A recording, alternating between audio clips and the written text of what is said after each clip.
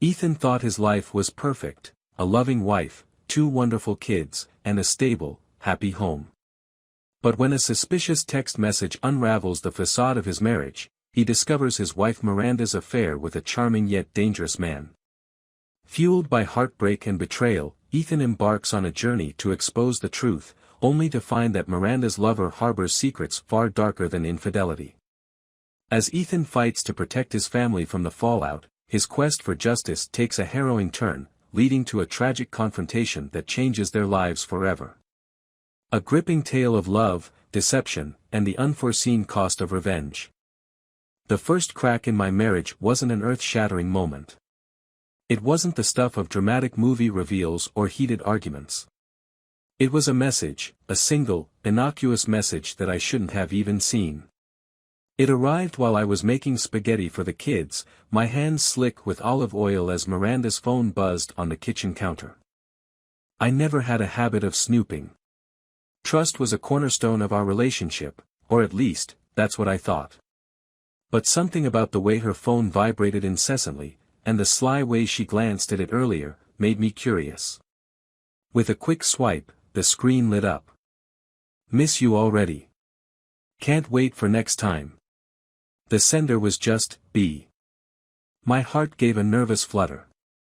My logical mind told me it was nothing, a coworker, a friend, someone from her spinning class. But deep down, something cold and sharp gnawed at me. I shoved the thought aside, focusing on stirring the sauce and setting the table for Max and Ben. The boys, 9 and 7, were oblivious, laughing about some joke from school as they doodled on their napkins.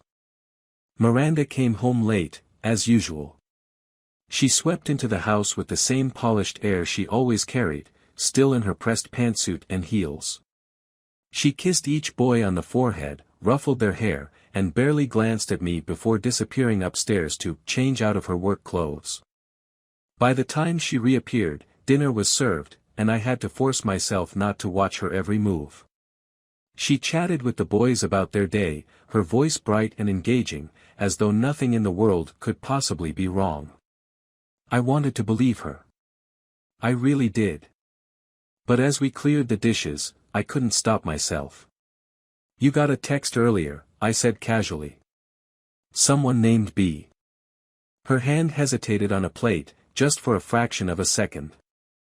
Then she smiled, too quickly. "Oh, Brandon from work. He's on my team for the new project." It sounded plausible. Miranda was always managing some team or another. Still, her tone felt rehearsed, and I couldn't shake the unease that crept into my chest. That night, I lay awake long after she'd fallen asleep. The message replayed in my mind, the way her phone had vibrated again as she'd left the room to take a call. For the first time in 10 years of marriage, I felt a fissure in the trust one had in her. A crack, small but undeniable. I told myself to let it go. To trust her. Miranda had always been the rock of our family, the one who kept us grounded while I worked odd hours at the tech firm, ensuring we never missed a mortgage payment or a parent-teacher conference. She was a good wife, a good mother. What reason did I have to doubt her? But the crack wouldn't close. The following weekend, she was scheduled to fly to Boston for a conference.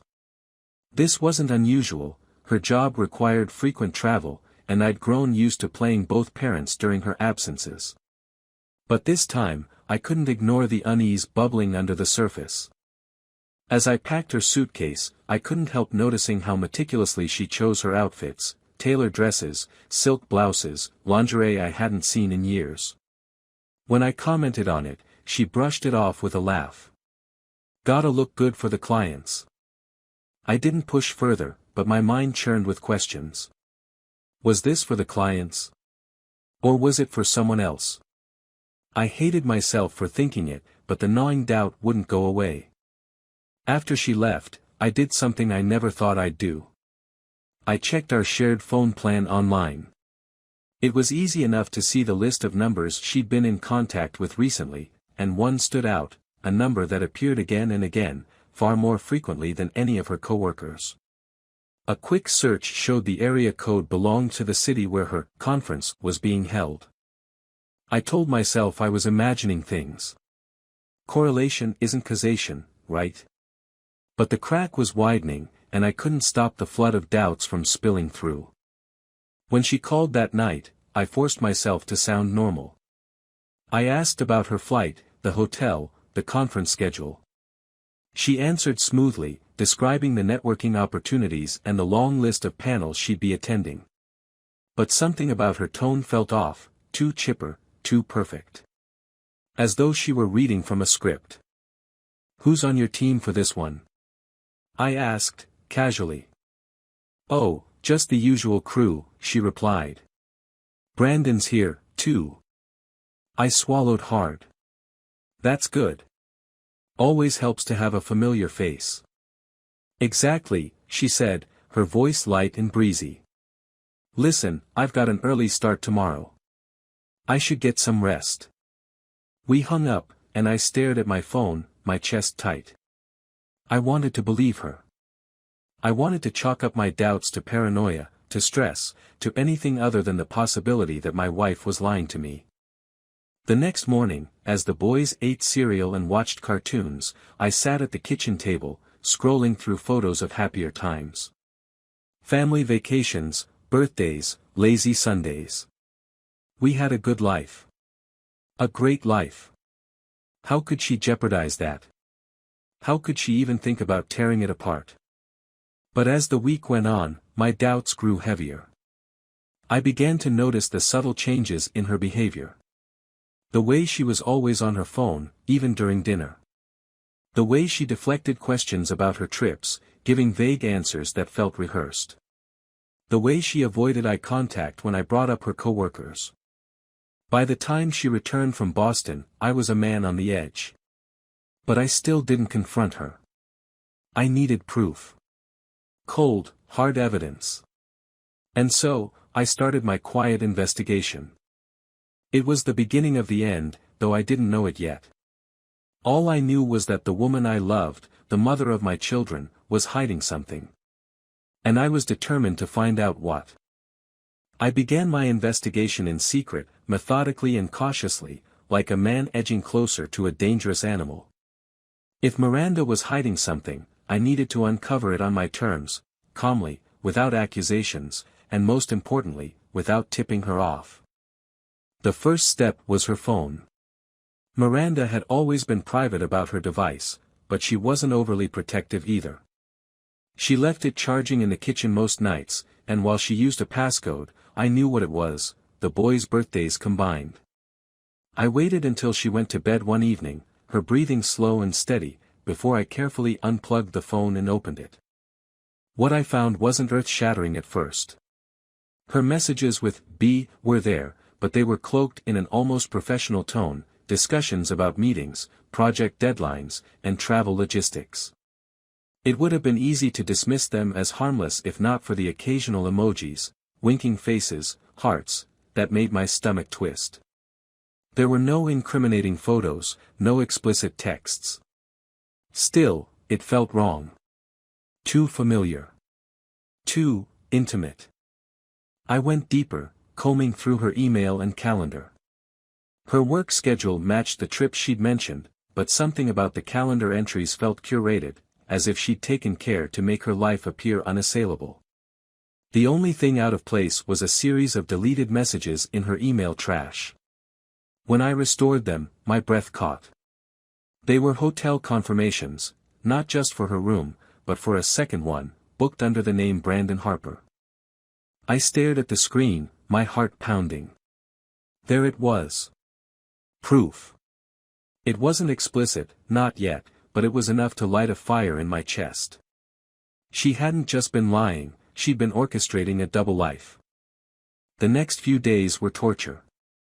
I went through the motions of our daily routine, getting the boys to school, cooking dinner, sitting beside her on the couch as we watched our favorite shows, but everything felt hollow.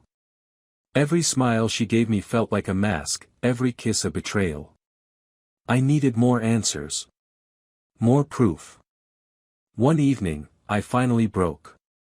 She was in the shower, humming a tune I couldn't place, while I paced the bedroom like a caged animal. Her work bag sat by the desk, half open. I hesitated for a moment before pulling it closer and rifling through its contents. Inside, I found the usual clutter: pens, a planner, receipts. But tucked into a side pocket was something that stopped me cold: a receipt for a jewelry store. The date matched the week of her Boston trip, and the amount was staggering. Nearly $2,000. My mind raced. Miranda had never mentioned buying jewelry. I racked my brain, trying to recall if she'd worn anything new recently, but nothing stood out. Was it for herself? For him? I shoved the receipt back into her bag and closed it, my heart hammering against my ribs. That night, as she lay beside me, her breathing soft and even, I stared at the ceiling, my thoughts spiraling. This wasn't just a fling. It was something deeper. More calculated. I needed a plan. The following day, I called in sick to work and hired a private investigator. It felt like a drastic step, but I couldn't trust my judgment anymore. The PI, a wiry man named Sam, met me at a coffee shop downtown. His demeanor was calm, professional, and he asked all the right questions. "What exactly are you hoping to find?" he asked, sipping his black coffee. "The truth," I said, my voice tight. "Whatever it is." He nodded. "We can monitor her movements, track her calls, even tail her on trips. But this could take time. Are you prepared for that?" I wasn't sure I was prepared for any of it, but I nodded anyway. The next few weeks were a blur of tension and paranoia. Sam sent me updates periodically, confirming details I already suspected. Miranda met Brandon regularly, sometimes at work, sometimes at restaurants or coffee shops, always careful, always discreet. There was no smoking gun yet, but the pattern was undeniable. The breaking point came one Friday evening when Miranda told me she had to work late. She kissed me on the cheek, her smile as bright as ever, and left the house without a second thought. I texted Sam immediately. Within an hour, he sent me a picture: Miranda and Brandon, sitting across from each other at an upscale restaurant downtown, their heads close together, her hand resting on his arm. I stared at the photo, my hands shaking. There was no denying it anymore. This wasn't a misunderstanding or an overactive imagination. It was real. When she came home later that night, smelling faintly of wine and perfume, I was sitting in the living room, waiting. She paused in the doorway, her eyes flickering with surprise. "You're still up?" I nodded, my gaze steady. "We need to talk." Her smile faltered, but she recovered quickly, slipping off her heels and walking toward me. "What's wrong?"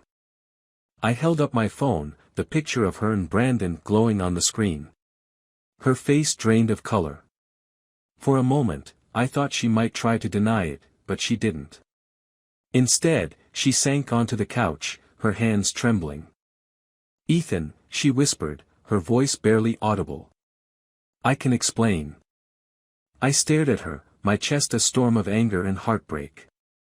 "Start explaining." She didn't.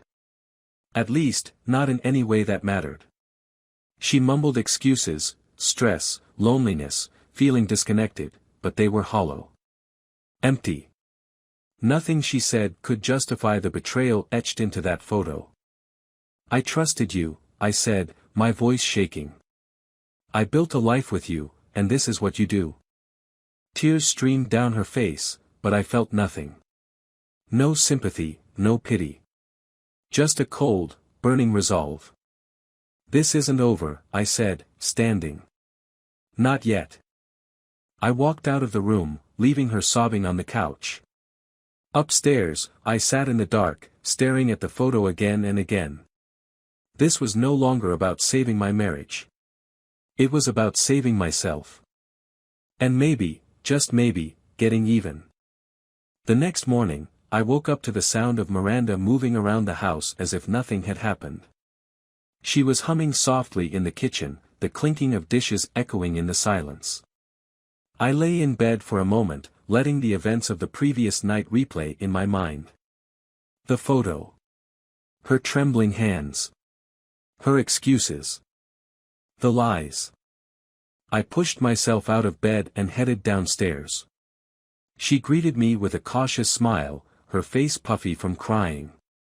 "Good morning," she said, her voice tentative. I didn't respond.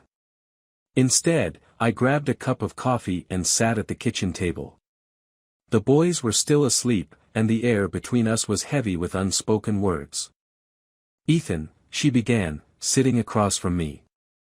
"I know I hurt you, but—" "Don't," I interrupted, my voice sharper than I intended. "Don't try to explain it away again." She looked down, fiddling with her wedding ring. I don't want to lose everything we've built." I laughed bitterly. "You mean everything I built while you were sneaking around with Brandon?" Her head snapped up, and for a moment, I thought she might argue. But she didn't. Instead, she sighed, her shoulders slumping. "I made a mistake." "A mistake?" I said, leaning forward. "A mistake is forgetting an anniversary." This was deliberate. Calculated. "You lied to me, to our boys, for God knows how long." Her face crumpled, and she started crying again. I felt nothing but a cold detachment. Her tears meant nothing now. They were just another performance, another way to manipulate the narrative. I stood abruptly, the chair scraping against the floor. "We're done talking," I said. "I need some air." Before she could respond, I grabbed my coat and walked out the door. The morning was crisp, the cold biting at my skin as I paced the driveway. My mind raced with thoughts of what to do next. Divorce was inevitable, but it felt too simple. Too clean. She needed to understand the weight of what she'd done, the depth of her betrayal. I pulled out my phone and called Sam. He picked up on the second ring. "Ethan. What's up?" "I need to go further," I said. "Find out everything. Every lie, every secret." There was a pause. "Are you sure?" he asked. "You've already got enough to end things." "It's not about ending it," I said, my voice hard. "It's about making her understand." Sam didn't argue. "All right," he said. "I'll keep digging." The days that followed were a blur. Miranda tried to act normal, cooking dinner, helping with the boys' homework, even suggesting a family movie night. But I saw through it all. She was trying to repair the damage, to pretend that things could go back to the way they were. They couldn't. Sam's updates came in steadily, each one peeling back another layer of her deception. He found more hotel stays, more dinners, even tickets to a concert in the city. Miranda and Brandon had built a life together, a life of stolen moments and shared secrets. And all the while, she'd come home to me, smiling like nothing was wrong. The breaking point came 2 weeks later. Sam called me with something new. "Ethan," he said, his tone serious. "I've found something you need to see." "What is it?" I asked, gripping the phone tightly. "Bank records," he said. "She's been siphoning money from your joint account. Transferring it into a separate one." My chest tightened. "How much?" "Over $20,000, he said. "And she's been spending it on Brandon." I felt the blood drain from my face. The betrayal was deeper than I'd imagined. She hadn't just been lying to me, she'd been stealing from me. From our family. "That's it," I said, my voice cold. "I'm done." That evening, I confronted her. She was in the living room, folding laundry, when I walked in and tossed the bank records onto the coffee table. She froze, her eyes darting to the papers and then back to me. "What is this?" she asked, her voice trembling. "You tell me," I said. 20 grand, Miranda. 20 grand you stole from me, from our boys, to spend on him." Her face turned pale. "Ethan, I can explain. Stop, I said, cutting her off. I don't want to hear your excuses. You're a liar and a thief. I've given you every chance to come clean, and you've done nothing but dig yourself deeper. Tears welled up in her eyes, but I didn't care. I was beyond caring. This is over, I said. I've already spoken to a lawyer. You'll be hearing from them soon. She broke down then, sobbing uncontrollably. Please, Ethan, she pleaded. Don't do this. Don't destroy our family. I stared at her, my chest a storm of anger and heartbreak. You already destroyed it, I said.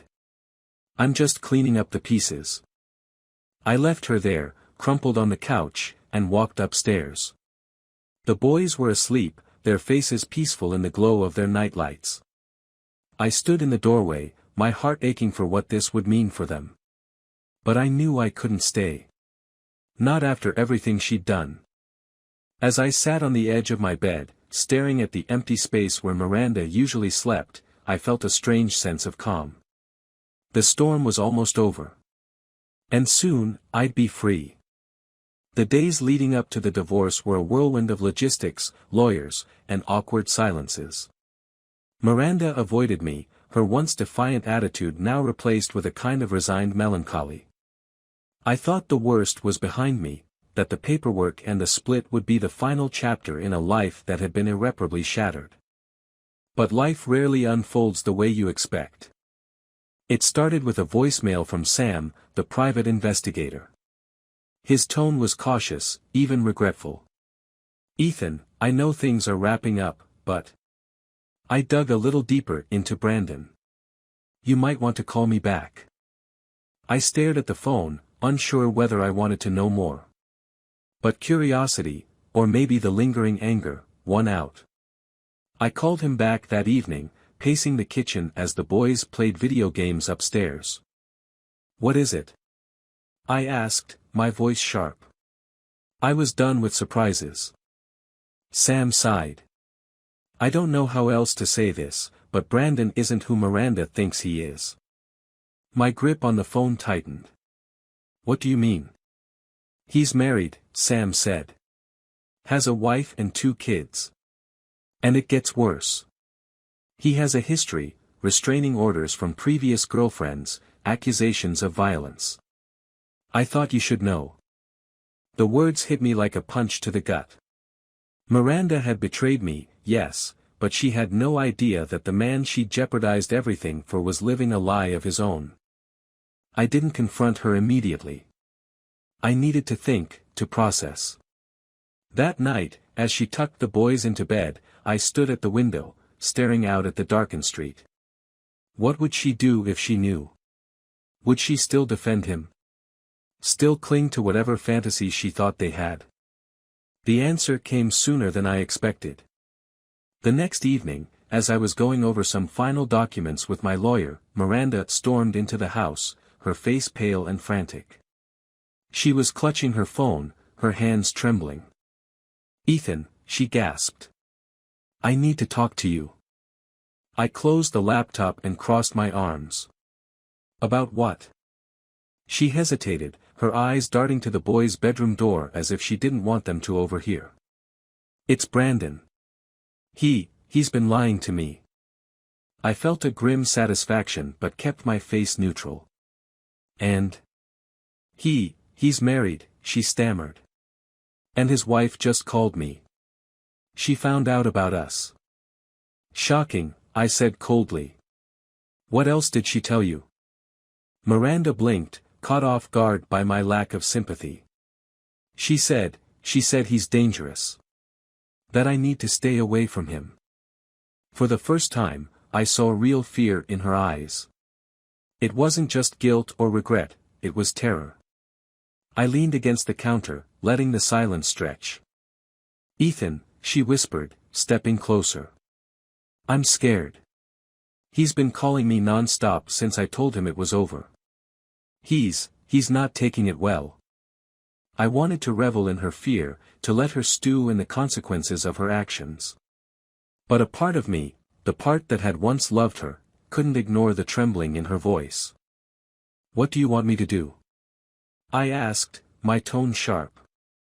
"You made this mess. Now you want me to clean it up?"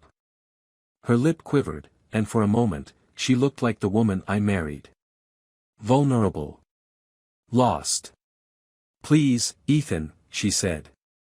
"I don't know who else to turn to." Against my better judgment, I agreed to help. I called Sam and had him look into Brandon's recent movements. Meanwhile, I told Miranda to block his number and stay at her sister's house with the boys for a few days. I didn't trust her, but I trusted Brandon even less. That night, I stayed at the house alone, sorting through paperwork and trying to drown out the weight of everything with whiskey. Around midnight, my phone buzzed. It was Sam. "Ethan," he said, his voice urgent. "Brandon's been asking around about where Miranda is staying. He's agitated. I think you should call the police." Before I could respond, there was a loud knock at the front door. My heart sank as I stood, staring at the shadowed figure through the glass pane. "Ethan," a voice yelled. Brandon's voice. "I know she's here. Open the door." I didn't move, my pulse pounding in my ears. The knocking grew louder, more insistent. Then, it stopped. The silence was worse. I grabbed my phone and called 911, whispering to the operator as I crept toward the door. But before I could finish, the window shattered. Glass rained onto the floor as Brandon climbed through, his eyes wild. "Where is she?" he growled, stepping toward me. "She's not here," I said, my voice steady despite the adrenaline coursing through me. "You need to leave." He laughed bitterly. "You think you can keep her from me? You don't know what we have." "What you have is nothing," I snapped. "She's done with you. Go home to your family." That was the wrong thing to say. His face twisted with rage, and before I could react, he lunged at me. We crashed into the coffee table, splintering it beneath us. Pain shot through my ribs as his fists landed heavy blows. But I fought back. Years of pent-up anger fueled me as I threw him off and scrambled to my feet. I grabbed a lamp, swinging it wildly. It connected with his shoulder, and he stumbled, cursing. The sound of sirens filled the air, growing louder. Brandon staggered toward the broken window, blood dripping from a cut on his forehead. He turned to me one last time, his eyes filled with a mix of fury and despair. "This isn't over," he spat before disappearing into the night. The police arrived minutes later, taking my statement and assuring me they'd find him. But as I sat there in the wreckage of my living room, the reality of what had just happened settled over me. I thought I'd reached the end of my pain, but this was something else. Miranda's choices had dragged us both into a nightmare, and now, there was no escape. Not for me. Not for her. The divorce went through a month later. Miranda moved out of state with the boys, trying to start over. I stayed behind, haunted by the memories of what we'd lost. And Brandon? They found him weeks later, his car wrapped around a tree. The police ruled it an accident, but I couldn't shake the feeling that his end, like everything else, was another tragedy born of betrayal.